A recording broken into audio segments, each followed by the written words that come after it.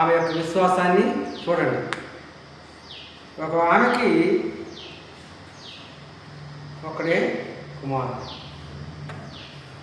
2 కిడ్నీలు పాడైపోయాయి. నా కుమారుడిని బ్రతికించండి అని ప్రాధేయపడింది.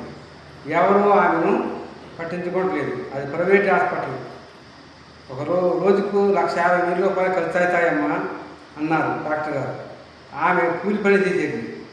ఆమె ఎలాగ కడుతుందని అన్నారు నడుచుడు. నేను ఎలాగైనా జంప్ చేస్తాను కనుక అన్నదే ఆమె ఒప్పుకొని మోకరించి ప్రార్థించడం మొదలుపెట్టింది. 9 గంటలకే జాయిన్ అయ్యింది ఆ కుర్రాడు.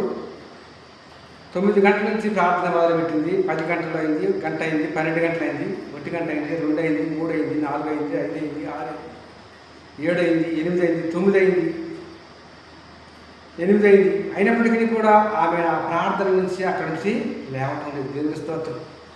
కనుక ఆ వచ్చే నడుచులు కూడా ఆమె తప్పించుకుంటూ వెళుతూ ఆయన ఆ కుర్రోడికి వైద్యం చేస్తున్నారు. దేవునికి స్తోత్రం. 9 గంటలు అయ్యేటప్పటికి డాక్టర్ గారు వచ్చారు. వచ్చి, అమ్మా, నీ యొక్క బాబుకి ₹1 కూడా కట్టవలసిన లేదు, మేమే భరిస్తాము. మా అమ్మ ఈరోజు చనిపోయిన రోజు కనుక ఆమె జ్ఞాపకార్థంగా ఈ కుమారుడికి ఉచితంగా వైద్యం చేస్తామని చెప్పారు. దేవునికి స్తోత్రం. చూసారా ఆ తల్లి యొక్క విశ్వాసం ఎంత గొప్పదో. ఆమె చేతిలో రూపాయి లేకపోయినప్పటికీ కూడా ఆ దేవుని సన్నిధిలో మోకరించి ప్రార్థించడం మొదలుపెడుతుంది. దేవుని స్తోత్రం. ఈ లోకంలో ఆమె కట్టుకున్న వస్త్రాలు మార్చిపోయినాయి, చీర కూడా చినిగే ఉందట. కానీ ఆమె దేహము మట్టుకు దేవునికి శుద్ధిగా ఉంది. దేవునికి స్తోత్రం. కనుక ఆ హృదయం బాగుంది. కనుక ఆమె విశ్వాసం గొప్పది. ఆ విశ్వాసంతో ఆమె ప్రార్థన చేసింది.